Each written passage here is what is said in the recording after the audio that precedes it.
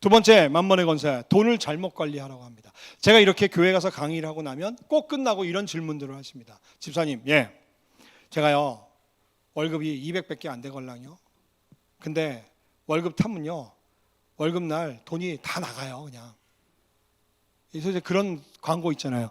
여러분의 월급은 통장을 스치고 지나가지 않습니까? 카드값, 뭐 자동차 할부금 뭐 이런 걸로. 그래서요 관리하고 자시고 할 것도 없어요. 이런 쥐꼬리 갖고 뭘 관리해요? 라고 생각하시죠? 저는 그때 꼭 이 얘기합니다. 그 쥐꼬리는 누가 주셨나요? 대답해 보세요. 자, 제가 이런 질문 드립니다. 여러분 월급 받으시죠? 대답을 안 해요. 월급 받죠? 네. 그 월급은 하나님이 주신 걸까요? 맡기신 걸까요? 어제까지 줬다고 생각했잖아. 다시, 여러분의 월급은 하나님이 주신 걸까요? 맡기신 걸까요? 이거는 뭔 차이일까요? 줬다는 건 소유권이 넘어간 거서 여러분들 마음대로 하시면 됩니다. 맡긴 거는 하나님의 소유권이 있는 거예요. 함부로 쓰시면 안 됩니다. 그래서 뭘 해야 되냐? 관리하고 보고해야 됩니다. 제가 은행에서 했던 PB라는 게 그거예요. 고객이 나한테 1억을 맡기고 가죠. 저는 그 다음 달부터 무슨 의무가 생겨요? 관리와 보고의 의무. 맞죠? 그 1억을 갖고 어디다가 투자했는지 그 내역을 보고해야 되잖아요. 똑같은 이치예요. 하나님이 여러분에게 돈을 맡겼으면 관리하고 보고해야 되죠. 그게 뭐예요? 예산 결산 가계부를 쓰는 거예요. 사랑하는 성도님들, 가계부 쓰세요. 가계부 쓰시는 분 손 들지 마세요. 없을 테니까. 그런데 기뻐해 주세요. 얼굴 피세요. 가계부만 쓰라 그러면 얼굴을 찡그리고 막 손으로 안 쓰는 가계부 시대가 됐습니다. 할렐루야. 여러분이 갖고 있는 이 핸드폰이 스마트폰이고, 스마트란 말은 지가 알아서 하는 똑똑한 폰이란 뜻이고, 여기에 앱스토어에 가서 가계부라고 치면 가계부 앱이 20개가 쫙 뜹니다. 앱은 뭔지 아시죠? 내가 네 앱이다 할 때 그 앱을 얘기하는 겁니다. 가계부 앱 중에서 가장 괜찮은 앱 2가지를 소개합니다. 그 모든 폰에서 다 쓸 수 있는 뱅크 샐러드라는 앱이 있고요. 그 다음에 안드로이드 폰에서는 네이버 가계부도 좋습니다. 네이버 가계부는 PC와 연동이 됩니다. 앱을 깔아요. 깔고 예산을 집어넣어요. 예산은요 굉장히 간단해요. 가정의 예산은 몇 개일까요? 항목이 10개밖에. 볼까요? 주거비, 주식비, 강연비, 문화비, 피보비, 의료비, 유류비, 통신비, 교통비, 뭐 경조비 어때요? 그리고 여러분이 월급을 200 탔다. 200이 어떻게 나눠지는지 다 머릿속에 있잖아요. 자, 월급 200인데 예산을 쭉 넣었는데 250이 됐어. 어떻게 해야 돼요? 줄여야지. 200을 탔는데 250으로 예산 잡으면 마이너스 예산이 되잖아요. 이해되시죠? 그래서 그게 예산이야. 그 다음에 이 앱이 여러분한테 자주 쓰는 신용카드, 체크카드를 등록하라고 얘기합니다. 카드 등록은요 한 4초밖에 안 걸려. 카드 번호, 유효기간 집어넣으면 땡 끝나요. 그러면 여러분의 일은 다 끝났어요. 그 다음에 이런 일이 일어납니다. 여러분이 어디 가서 식사를 하고 2만 원을 딱 긁고 뒤돌아서서 문 열고 나오는 순간에 여러분의 스마트폰 가계부 앱 외식비 지출란에 2만 원이 와서 척커덕 꽂힙니다. 안 놀래? 알고 있었어요? 나 가계부 앱을 쓰고 있다 손 들어보세요. 2명밖에 3명밖에 없잖아. 여러분 이거 하셔야 됩니다. 왜 해야 되냐고요? 따라하세요. 나는 청직이니까. 아시겠어요? 제가 다음 주에 우리 환경의 사모님 올 때 같이 와서 따라옵니다. 왜 온 줄 아세요? 앱 조사하러 옵니다. 깔았는지 안 깔았는지. 내가 바빠서 못 오니까 목사님 좀 조사 좀 해주세요. 오늘 그 참석한 사람들 명단 다 적고 나가세요. 하셔야 됩니다. 제가요 이거 일반인들한테도 얘기하거든요. 제가 어디 학교 서울시 교육연수원에서 강의했더니 어떤 그 행정실장이 이걸 깔고서 나한테 이러는 거예요. 근데 그 학교 강의 갔더니 소장님, 저는요 이 가계부 앱 전도사가 됐대.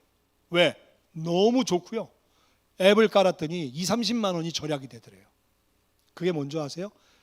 나도 모르게 샜던 돈이야. 여러분 가게에서 돈이 새는 거 아세요? 새는 게 뭐예요? 예를 들어 드릴까요? 여러분 지난 한 달 동안에 여러분 가정에서 외식비 얼마 썼어요? 아세요? 통신비는 아세요?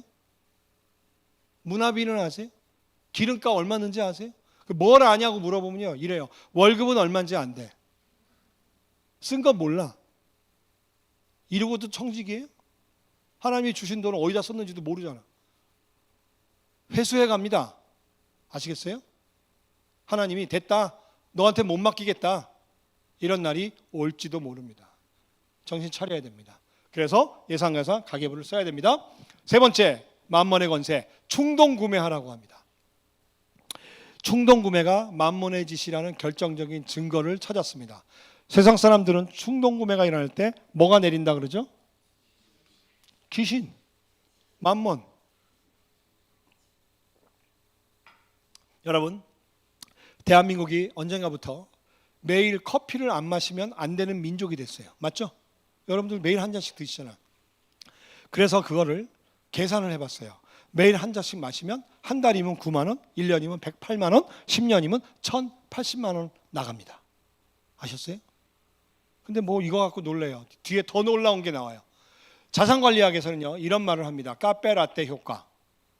이 9만 원의 돈을 마셨다고 치고 꾹 참고 연수익률 5%가 나오는 상품에 투자했다면 얼마가 불어날까? 20년이 지나면 3,600, 30년이 지나면 7,300, 40년이 지나면 1억 3,300만 원이 됩니다. 1억 3,300만 원인데 눈 하나 깜짝 안 하시는 예당교회 성도님들 보면서 이 강사 매우 당황스럽습니다. 니들이 1억 3,300만 원이 있냐? 여러분들 대개 1억 3,300만 원이 있을까요, 없을까요? 왜 없을까요? 커피 드셔서 없답니다.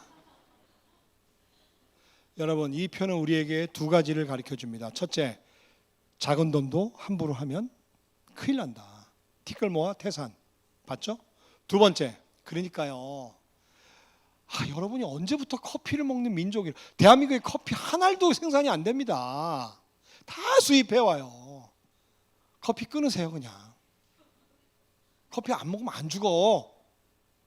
꼭 드시고 싶으면요, 그 스타벅스에서 한 잔을 산 다음에 그걸 이제 깨끗이 씻어 거기다가 그 봉지 커피 타갖고 다녀. 그냥 그러면 되잖아. 그 속에 누가 있는지 뭐가 있는지 와서 들여다보진 않잖아.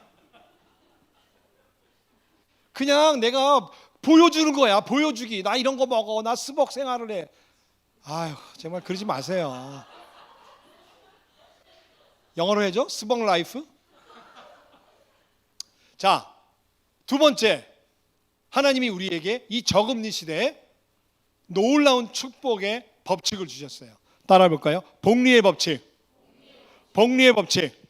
자, 손을 이렇게 들어보세요. 손가락 작게 하고 작은 소리로 따라하세요. 작은 돈이, 작은 돈이 긴 시간을 만나면 어마어마한 돈이 된다. 복리의 법칙. 작은 돈 4,000원 40년 모으니까 1억 3,300만 원이 되는 거예요. 그런데 누가 이렇게 얘기했더니 그래요. 집사님, 뭐 이렇게 구질구질하게 사나요? 그래서 내가 그랬어요. 저 또 따라하세요. 옛날에 이런 책이 있었어요. 누가 뭐래도 구질구질하게 살자. 이게 가훈이 돼야 돼. 우리 너무 화려해. 너무 화려해. 여러분, 그래서 성경적 지출, 하나님 기뻐하시는 지출 기준을 소개합니다. 이거요, 기가 막힌 방법이에요.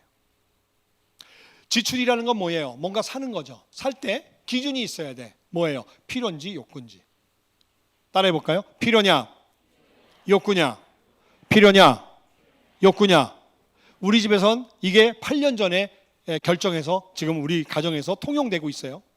제가 노트북을 하나 쓰는데 7년 쓰니까 장고장이 나요. 그래서 얼마 전에 혼잣말로 이랬어요. 이거 오래 쓰니까 자꾸 고장이 나네. 하나 바꿀 때가 됐나 보다. 혼잣말로 그랬더니 내 뒤통수에다 제 아들이 뭐라 그랬을까요? 아빠, 필요해요. 욕구야. 된장. 우리 집에서는요, 물건을 함부로 못 바꿉니다. 왜? 견제가 들어오니까.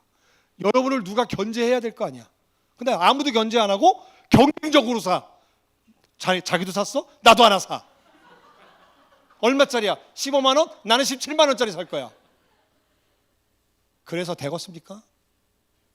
라고 얘기하는데, 여성도님들 얼굴 보니까 이런 얼굴이야. 집사님 제가요 무지하게 알뜰 주부걸랑요 10,000원짜리 이상 부들부들 안 사걸랑요. 진짜 그럴까요? 제가 아니란 증거를 2가지 갖고 왔어요. 첫째, 여러분 댁에 가시면 신발장 있죠? 빨리 대답해. 시간 없어. 신발장 있어요 없어요? 신발장을 열면 신발이 들어갈 틈이 있을까 없을까? 왜 없을까요? 2번째, 안방에 가면 옷장이 있죠? 옷장은 닫으면 저절로 열리죠? 왜 열릴까요? 근데 여성분들은 옷장 앞에서 늘 뭐라 그래요? 사랑하는 성도님들, 이게 우리의 문제입니다. 아시겠어요? 신발 그만 사시고요. 옷도 좀 그만 사시고요. 지금 있는 걸로 죽을 때까지 입어도 다 못 입어요. 맞죠? 옷이 남으면 굿윌 스토어나 이런데, 사랑의 가게 이런데 보내세요. 그 옷장에 놔둬야 그냥 옴이나 쓸고 좀량만 많이 나가. 아시겠어요? 고만 사, 고만. 하나님의 돈이잖아요.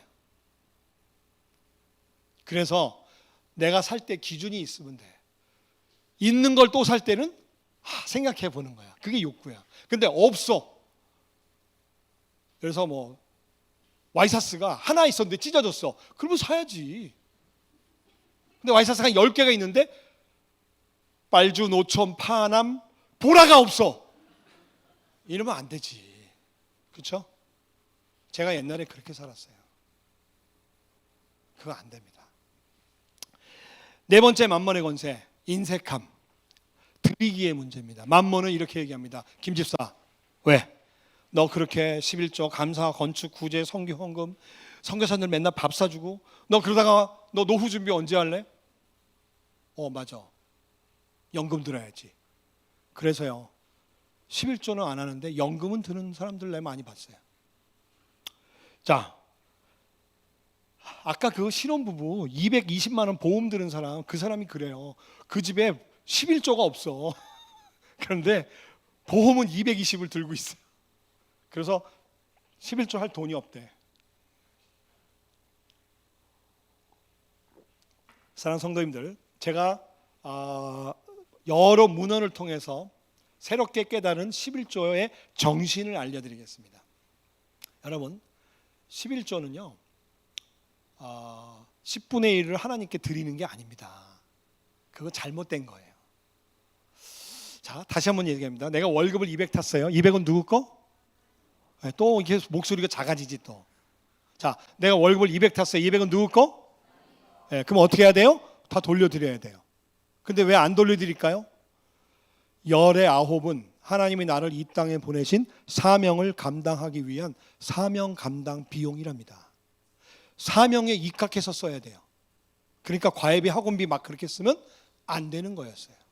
아시겠죠? 자, 그래서 11조를 드릴 때 이렇게 기도하면서 드려야 된대요. 주님이 주신 돈 이 10 중에 다 하나님께 드려야 옳지만 나머지 9은 이 땅에 나를 보내신 사명을 감당하기 위한 사명 감당 비용으로 잘 쓰겠습니다. 하나를 구별해서 드리지만 열이라는 마음을 담아서 드리오니 받아 주시옵소서. 아멘. 이게 바른 11조래요. 그래서 사랑하는 성도님들 잘 들으세요. 11조를 드리면 복 받고 안 드리면 복 안 받고 이런 거 없습니다. 성경에. 이거 기복신앙이야. 11조를 드리고 안 드리고는 뭐의 문제냐면 주님의 왕되심의 문제예요. 당신은 나의 주인이십니다. 이 돈의 주인은 당신입니다. 라는 것을 고백하는 행위가 11조랍니다. 아시겠어요? 그래서 매월 11조를 드릴 때마다 우리가 왜 찬양도 그런 거 있잖아요. 당신은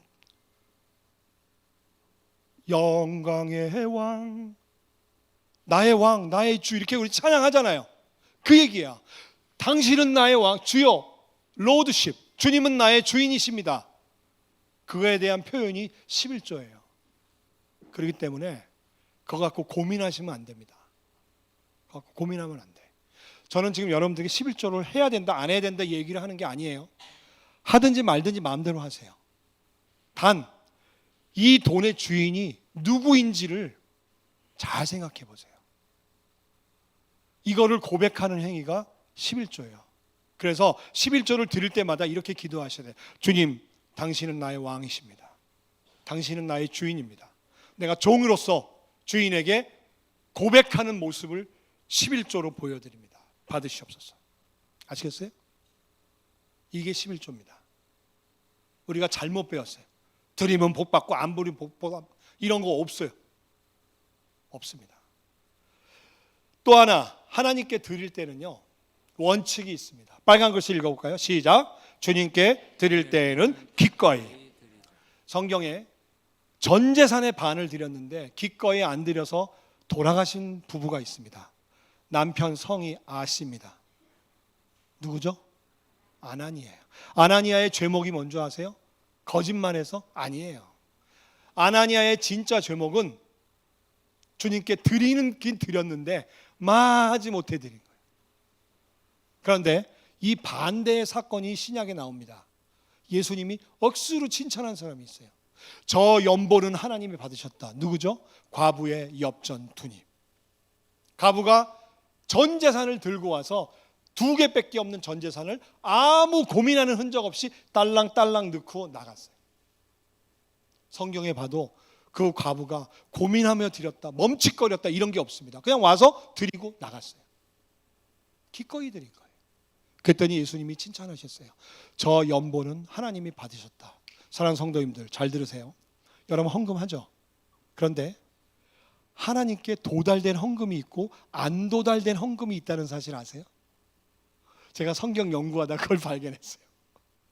아나니아의 헌금은 도달됐을까요? 안 됐을까요? 안 됐습니다. 그런데 과부의 헌금은 비록 적지만 도달됐어요. 옛날에 우리 어머니는 우리들에게 헌금을 이렇게 준비했어요. 은행에서 신권을 찾아다가 신권으로 주일날 아침에 1,000원씩을 줬어요. 500원씩을. 신권이 없으면요, 대리미지를 토요일날 했어요. 그게 뭐예요? 준비하고 왕에게 정말 최선을 다해서 준비하고 가서 기분 좋게 기꺼이 드리는 거예요. 사랑하는 성도님들, 헌금을 드리기 전에 이렇게 지갑을 열죠. 지갑을 열다 보면 5만 원짜리, 만 원짜리, 1,000원짜리 보이잖아요. 막 고민하죠. 드리지 마. 안 받아. 하나님이 그지인 줄 알아? 여러분, 우리 하나님은요, 만유의 주야. 이게 무슨 말인지 아세요? 모든 만물의 주인이에요. 다 갖고 계신 분이야. 돈으로 말하지만 뭐 수경 어마어마한 돈을, 온 세상의 돈을 다 갖고 계신 분이에요. 여러분이 2만 원, 3만 원, 그까지 20만 원, 30만 원, 11조 하는 것과 안 하는 것과 하나님의 나라에서는 아무 영향이 없습니다. 아시겠어요? 하나님을 구제하듯이 불쌍히 여겨서 이렇게 마치 뭐 여러분이 이 교회를 위해서 뭐 대단한 일을 한다고 하지 마세요. 하나님이 이릅니다. 안 받아. 수신 거부, 반송. 나는 드렸는데 도달을 안 했어. 배달 사고. 그런 헌금 하시고 싶어요? 하지 마세요. 하지 마세요. 하려면 일주일 동안 준비하고 토요일 밤에 봉투에 잘 넣어서 정성스럽게 들고 와서 기분 좋게 하나님 받으세요. 내 마음을 여기다 넣습니다. 그게 1,000원이든 5,000원이든 중요하지 않습니다. 아시겠어요? 우리는 이런 생활을, 이런 걸 배운 적이 없으니까 이래요. 집사님, 제가요 헌금을 많이 못했어요. 누가 많이 하라 그랬어? 어디 성경에 헌금 많이 하라고 써있냐? 하나님은 네 중심을 보신다 그랬잖아요. 우리가 잘못 배운 거예요. 다시 한번 합니다. 주님께, 시작. 주님께 드릴 때에는 기분 좋게 드리세요. 마지막 만mon의 권세, 빚을 지라고 합니다. 아까 얘기했죠. 가계부채가 1,550조. 성도님들, 빚 지지 마세요. 빚 지는 건 만몬의 유혹입니다. 그래서 그런데 오늘날은요, 대한민국이 온통 빚권하는 사회. 여기 혹시 금융기관 다니시는 분 계세요? 은행, 증권, 보험에 은행, 특히 은행에서 지점장 그 지점 평가에 8, 90%가 뭔지 아세요? 여신입니다. 여신, 대출. 여러분이 은행에 한 500만 원, 1000만 원 들고 가는 걸 걔네들이 뒤돌아서서 하나도 반가워 안 해. 뭐 바빠 죽겠는데 이런 걸 돈이라고 들고 와. 500을 대출해 간다고 먼저 좋아해요. 바뀌었어. 은행에 돈이 쌓여서 대출을 안 하면 은행이 망해. 그래서 빚권하는 사회가 됐어요. 그래서 자꾸 빚을 지라고 하잖아요. 여러분, 빚을 안 지려면요, 세 가지 제가 얘기합니다. 첫째, 계획적인 경제생활. 그래서 예산, 결산, 가계부 쓰셔야 돼요. 그리고요, 한 가지만 제가 팁을 드릴게요. 여러분, 마트 가신 적 있죠? 마트 갈 때 이런 적 없으세요? 파한단사로 들어갔다가 들어갈 땐 파한단사로 들어갔는데 벌써 웃잖아. 나올 때 58,000원 계산한 적. 우리 여기 성도님 굉장히 막 격하게 웃으세요. 제가요, 장을 봐서 알아요. 제가 우리 집에서 맨날 일어나는 거 내가 보면서 제 아내가 그래요. 파한단 사러 갈게. 들어가 따라가요. 나올 때 58,000원. 잘하고 있다. 이거 왜 샀냐 그랬더니 아니 뭐 싸서 1+1이라서. 다 욕구적 지출이에요. 그래서요, 마트 갈 때는요, 목록을 적어가는 거예요. 또는 요즘에 재테크 전문가들이 이런 얘기하는 거 아세요? 마트를 가지 말아요. 특히 대형마트, 이마트 이런 데. 이마트에 종사하시는 분 제가 아무 원한이 없습니다. 세븐일레븐이나 GS25C를 가래요. 왜? 비싸니까 꼭 필요한 것만 사갖고 나오잖아. 이해되세요? 쓸데없는 거 안 사잖아. 바로 그거예요. 그래서 그 다음에 신용카드보단 체크카드. 여러분, 제 책을 읽어보시면요, 제 아들이 2년 만에 4,500, 3년 만에 7천만 원 모은 얘기가 나와요. 제 아들은 왜 그렇게 돈을 모았을까요? 법칙이 있어요. 미혼은 월급의 70% 저축. 그래서 250에 190을 저축했고요. 그 다음에 산무정책 세 가지가 없어요. 제 아들은 뭐가 세 개 없을까? 첫째, 신용카드, 체크카드밖에 안 써요. 두 번째, 자동차가 없어요. 따라하세요. 자동차는 돈 먹는 하마다. 예, 차 없으세요? 걸어다녀. 발이 불편하지도 않잖아. 걸어다니세요. 자, 세 번째, 우리 아들은 뭐가 없을까? 여자친구가 없어요. 쓸데없는데 돈 쓰지 말란 얘기예요. 제 아들도 여자친구 있었어요. 4번이나. 왜 이랬어요? 4번 사귀고 나니까 다 쓸데없는 짓인 줄 알고 얌전히 이제 색시감만 기다리고 있어. 지금 접수 중이라니까. 여러분, 웃자고 한 얘기가 아니에요. 신용카드 이거는요, 내 월급보다 돈을 더 많이 쓰게 하는 악마예요. 악마. 당합니다. 그리고 내가 얼마 쓰는지도 몰라. 어디다 썼는지도 몰라.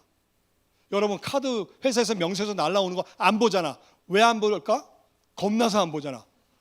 우와, 내가 이렇게 많이 썼어? 몇 번 내가 놀라니까 이제 안 보잖아. 이제 무서워서. 근데 결제는 되잖아. 결제는 되잖아요. 신용카드 없으세요. 세 번째, 기다리는 훈련. 이게 뭐예요? 우리는요, 냉장고 받고, 테레비, 냉장고, 뭐 세탁기 받고 싶으면 일단 하이마트 가서 긁고 사잖아. 아니에요. 봉투를 준비해서 냉장고 교체비라고 쓰고 100만 원이야? 10만 원씩 10달 모아서 모여지면 가서 사는 거예요. 이게 기다리는 훈련입니다. 우리는 이렇게 살아야 돼요. 근데 까꾸로 살잖아. 근데 이거 해보세요. 하면요, 한 4달쯤 지나면 이런 마음이 들어요. 내가 지금 무슨 짓을 하고 있지? 내가 지금 이걸 왜 모으고 있지? 냉장고 멀쩡한데? 멀쩡해요. 열, 효율, 등급 이런 거 속지 마. 괜찮아. 요새 효율 등급이요, 다 거기서 거기야. 그 하이마트 직원이, 하이마트에 내가 억하신정 없습니다. 하이마트 직원이 하는 얘기 하나도 믿지 마. 내가 보니까 믿을 게 못 되더라고. 그냥 쓰던 거 쭉 쓰다가 한 25년 쓰다가 바꾸면 돼. 아시겠어요?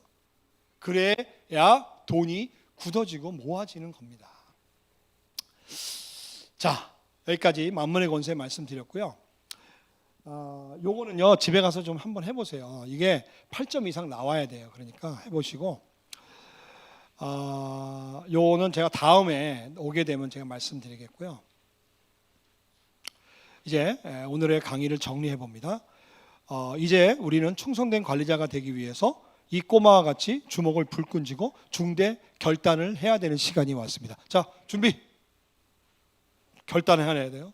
자, 주먹 꽉 쥐고 자, 1번 파란 글씨만 읽겠습니다. 시작. 돈과 재물의 소유권을 인정하고 주님께 양도하라. 다시 한번 시작. 돈과 재물의 소유권을 인정하고 주님께 양도하라. 사랑하는 성도님들, 다음에 제가 심화 교육을 하게 된다면 소유권 포기 서약서 이런 걸 쓸 겁니다. 여러분이 여러분께 아닙니다. 제가 셀러리맨으로 한때 제 재산이 25억까지 갔던 적이 있어요. 그러다가 1억 2천까지 내려갔던 적이 있어요. 야, 돈이 사라지기 시작하는데 게다가 집값도 내려가. 13억 했던 집이 6억, 5억으로 내려가요. 근데 돈은 왜 이렇게 없어져? 사기당하고 뭐. 그때 내가 깨달은 게 내 것이 아니구나. 여러분이 지금 갖고 있는 게요, 하나도 여러분 게 아닙니다. 착각하지 마세요. 하나님이 가져가시겠다고 마음먹으면요, 그냥 오늘 밤에 싹 가져갑니다. 그냥 이 지역의 아파트를 그냥 폭락시킬 수 있어요. 그렇기 때문에 너무 여기에 연연하고 살지 마시고 주권을 하나님에게 넘겨드리는 거예요. 소유권을. 주님 받으세요.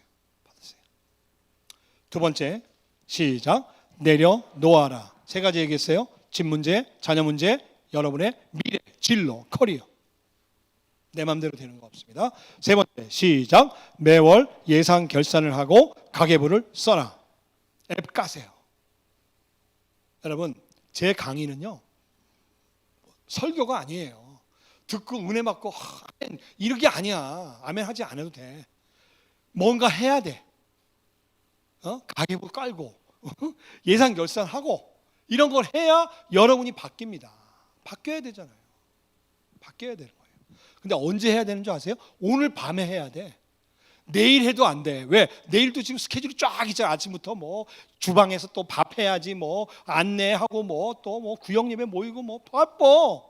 그리고 저녁에 또 드라마 봐야지 또. 안 돼. 오늘 해야 돼. 네 번째, 시작.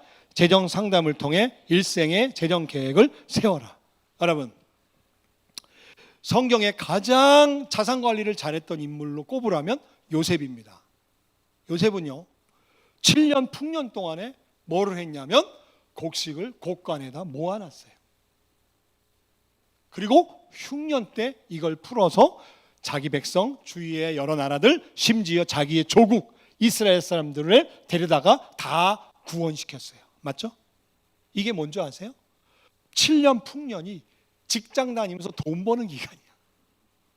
이때 돈을 잘 모아놔야 돼요. 어떻게? 계획 세워서. 그 다음에 은퇴가 흉년인 거예요.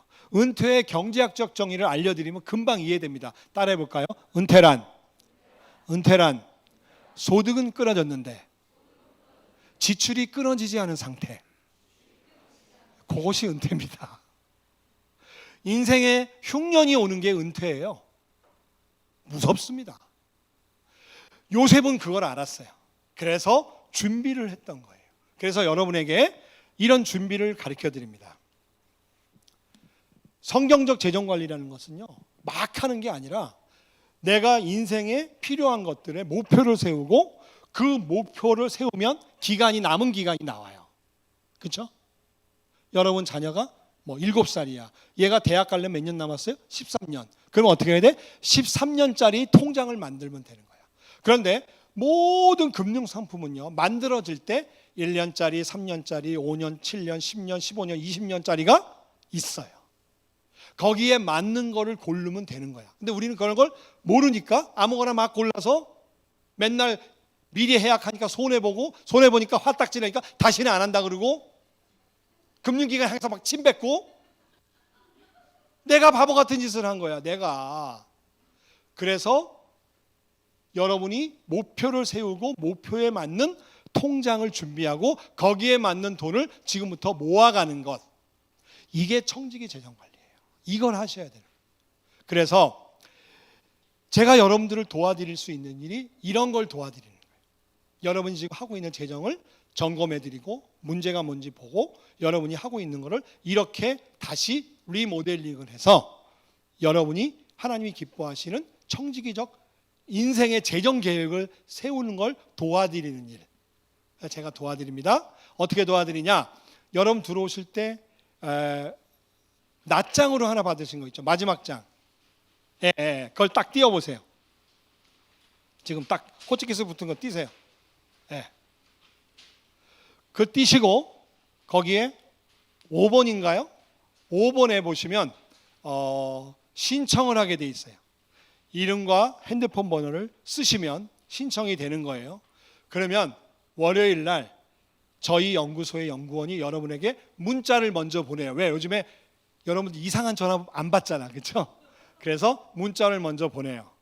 뭐라고 보내냐면 여러분이 신청한 상담이 접수됐고 홍길동 김아무아무개 연구원으로 배정됐습니다라고 제 이름으로 문자가 가요. 제 이름은 뭐예요? 여자 이름이니까 안 잊어먹어요. 김남순이 이름으로 문자가 가면 그 번호를 전화번호에 등록해 놓으면 한 30분 후에 전화가 와요. 그러면 그분하고 약속을 해서 2번은 만나야 돼요. 이게 뭐 간단히 한 20분 30분 얘기해서 될 일이 아니에요. 여러분이 지난 20, 30년 40년 동안 저질러 놓은 거를 정리하는데 30분으로 안 됩니다. 2번 만나서 정리를 싹 해드리고 인생의 마스터 플랜을 하나님 기뻐하시는 방향으로 다시 재정비해 드리는 일을 저희가 합니다. 요거 원래는 돈 받는 건데 사역으로 하니까 무료로 무상으로 해드리고 특히 이렇게 이제 교회에서 단체로 신청하면 여러분들이 신청할 테니까 저희가 일로 직원을 1명 내지 2명을 파견을 제가 할 거예요. 주로 그분들하고 약속을 해서 뭐 주중이나 주말이나 아니면 뭐 주로 주말이 되겠죠. 약속해서 상담을 하시면 됩니다. 아시겠죠? 원하시면 거기다 적어서 상담을 하시되 꼭 하셨으면 좋겠어요. 왜냐? 언제 하시겠어요? 이런 거. 이거 놓치고 또 지나가면요 막 사십니다.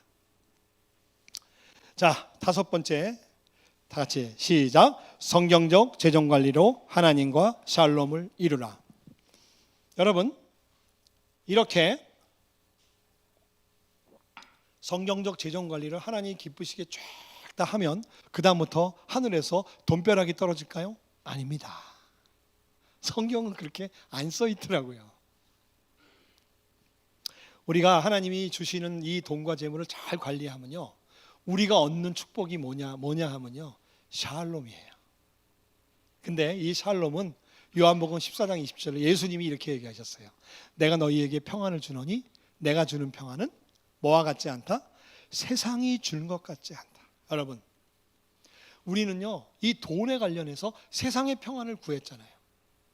좋은 집, 큰 집, 큰 차, 좋은 차, 높은 연봉, 진급 이러면 기쁘고 이 반대가 되면 슬프고 막 이랬잖아요. 이건 샬롬이 아니에요. 샬롬은 뭐예요? 사도 바울이 빌립보서에서 이렇게 얘기했죠. 내가 풍부에 대해 처해봤고 빈곤에 대해 처해봤는데 나는 자족함을 배웠노라. 할렐루야. 자족이 뭐예요? self satisfaction. 내 스스로 만족이 되는 거예요. 어떤 상황에 있든지 돈을 주시든지 안 주든지 월급이 많든지 적든지 그건 중요하지 않아요. 내가 어떤 상황에 들어가든지 주님이 나와 함께 하시니까 너무 기쁘고 너무 평안하고 여러분 이런 거 누리고 싶지 않으세요? 이게 진정한 성경적 재정관리예요. 이거 안 하고 뭐 이거 하면 요즘에 막 30배, 40, 50배, 100배 막 그런 거 없어요. 그런 거 없어요. 그리고 아까 제가 그 이 재정 계획을 딱 세워 놓잖아요. 어때요? 마음이 편해요. 저는 46에 창업을 하면서 이 계획을 다 세웠어요. 저는요 지금 당장 일을 안 해도 한 300씩이 들어오게 만들어 놨어요. 부럽죠? 네, 여러분들도 그렇게 될 수 있어요. 그래서 하나님이 언제 어딜 나를 불러서 나가라 그래도요 난 아무 데나 갈 수 있어요. 아무 데나 갈 수 있어요. 한 300 들고 나가면 되지 않을까요? 뭐 안 되면 우리 집 팔든지 아무 걱정이 없어요. 그래서 이렇게 어떤 상황에 처해든지 내 안에 주님으로부터 오는 이 샬롬, 평안 이걸 누리는 여러분들 되시기를 바랍니다. 네. 저희 연구소에서 이런 책을 썼어요.